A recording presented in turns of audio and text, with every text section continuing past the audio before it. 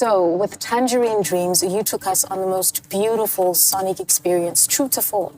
So, I want to know, with the second installment coming soon, what kind of experience are you looking to give us? Thank you for that discussion, by the way. But I think for me, Tangerine Dreams Volume 2 is slightly different. I mean, to be honest, they're not really related, but I think they come from the same place.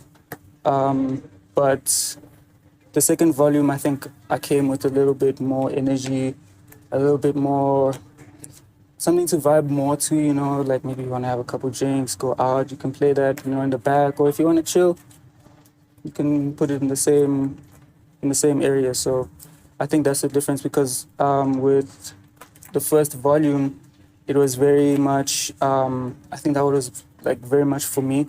I think with this one, I took the listener a little bit more into consideration, trying to give them a little bit more variety or something to work with, you know. I didn't want something that they could just listen to in one scenario. So that's something that I tried to go for. Yeah. So what made you decide to extend Tangerine Dreams? Because it seems to me like you're trying to create a bit of a universe, a little world. So why? I've had the idea for a long time, I'm not gonna lie. So I think initially the idea came when I was doing the first volume, we did like a whole photo shoot with one of my friends, Lancian, who's a crazy photographer. He actually gave me that idea on the spot. He was like, yo, bro, these pictures, Tangerine 2, when are they coming? I was like, bro, Tangerine 2, what the fuck do you mean? Can I swear? We just did this, yeah. Okay. I'm like, what the fuck do you mean Tangerine 2? And then from there, the idea kind of took a bit of root, and over time it kind of grew. And yeah, I mean, I really enjoyed making Tangerine, and I think people who heard it really enjoyed listening to it.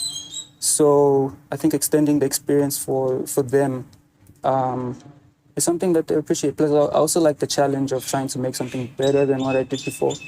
So, yeah. So I think people will probably liken them because of the name. But I think, yo, I can't tell you the music, you know, the songs can't come out of my mouth, but like, yeah, I think the difference will definitely show when people hear it, yeah. All right, so I've noticed that a recurring theme for you is like how people are going to receive your music, you know. So I wanted to know, as an artist, what is your relationship between, you know, your own art and how you feel people might receive it?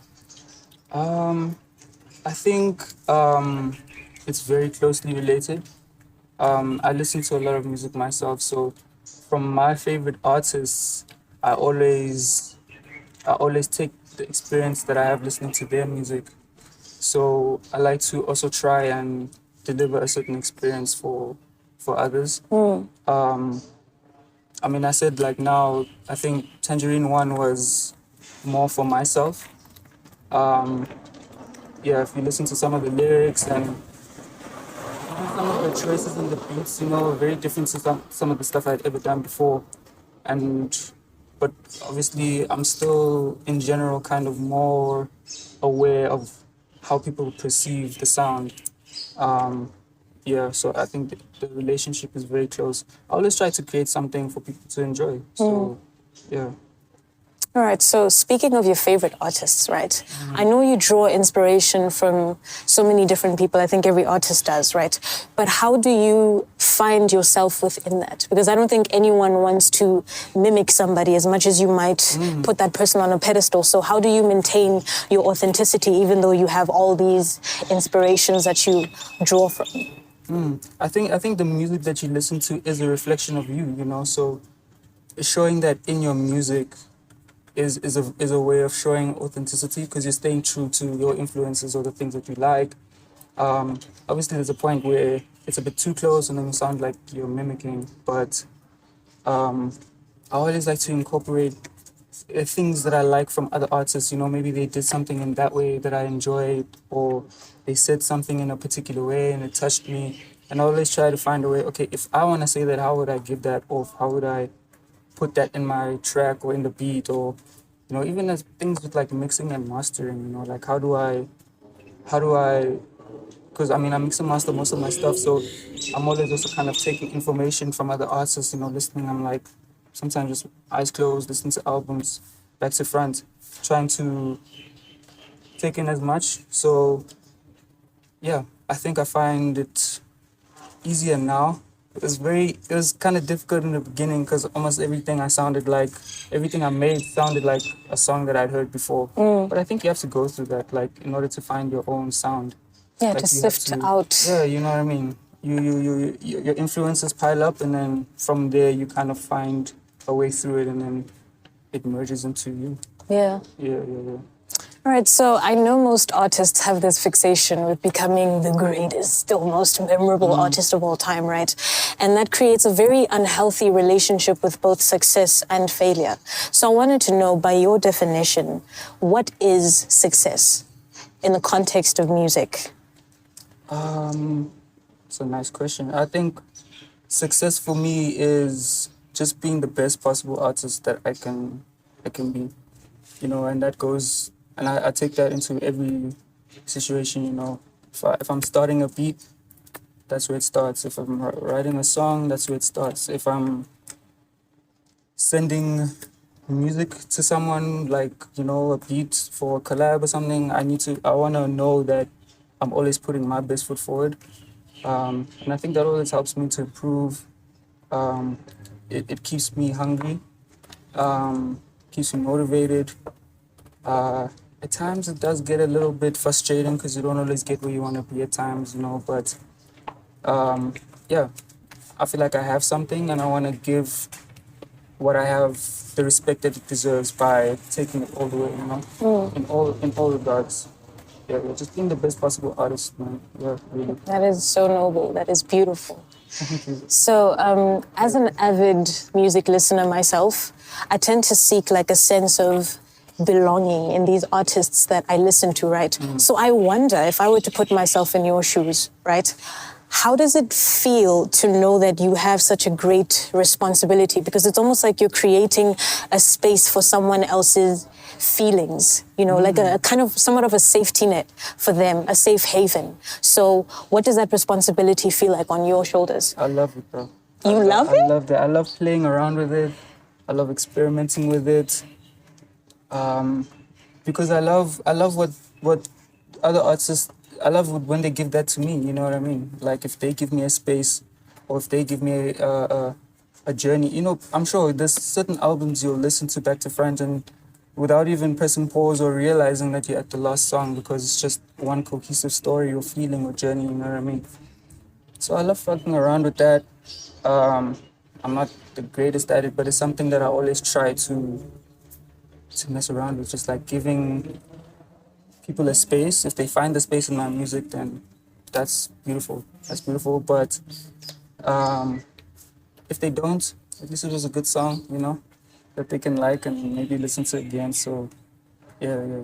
I'm positively surprised because that is such a heavy weight, you know, to place on somebody's shoulders, right? Yeah. But one thing I've come to appreciate about your music specifically is that you have this ability to borrow like so many different elements from the people that inspire you, yes, but I can tell that it's a mixture of genres, right? And I never really know exactly where you belong, but that is the beauty of it. Like, I don't know, I can't put you in a box, you know, or try to define you as one specific thing. So that goes into my next question. How have you navigated creating an identity for yourself as an artist? Damn. And I know it's crazy because I was speaking with my bro just yesterday about something similar. But finding an identity for me, I think for me that was the hardest thing. I don't know if it's there. I mean, if you hear it and you hear that it's there, then I mean that means that it's somewhat there. But I think for me that was always the difficult part is finding something that sounds like me, you know, and something that I'm completely proud of putting out.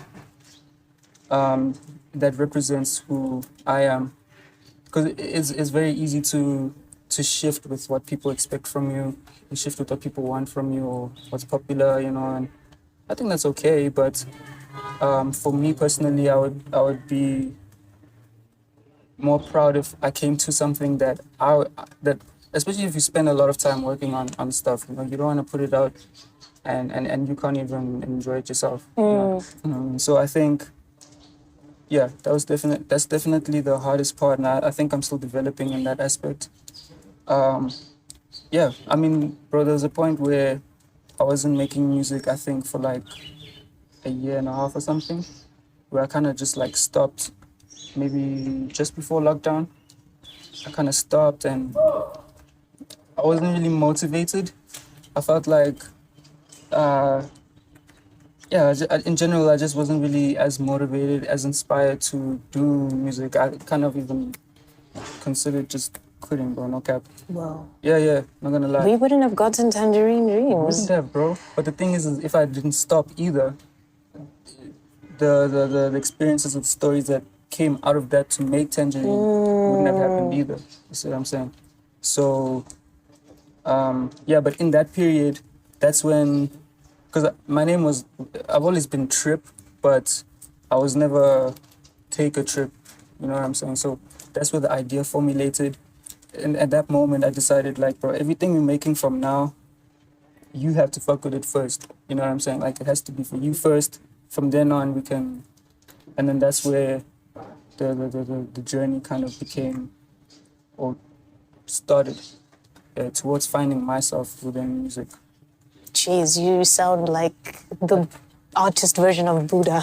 I talk a lot, man. Yeah. No, not even that. I just Yeah. like how centered you are and how self-aware you are. And it reflects not only in the way you articulate yourself, like verbally, but also in the way you articulate yourself artistically. Thank you. So as a parting question, right, I wanted to ask you, what is the one experience that you can really say helped you find your voice? I'd say definitely lockdown. Yeah, like once lockdown happened, it's just me. You don't see people. Maybe you see, I mean, I had like my neighbors, my homies, like just around me, like who were near me. But you're not going out. You basically alone. You don't go to school because school is closed. So you're just alone. I think I spent a lot of time reflecting, introspection. A lot of introspection happened in that period. So I'm very grateful for that. And I think also I'm very grateful for the people that I met after that. Because I think the people who I met after that just gave me a lot of confidence to, you know, start making music again. And yeah, man, just to give it another try and actually, how can I say this? Like follow through. Yeah. Yeah. Thank you so much for this beautiful experience. It's a calming trip. You have a calming air about you. We just took a trip. And that's that. Yeah. Thank you for tuning in. Thank you.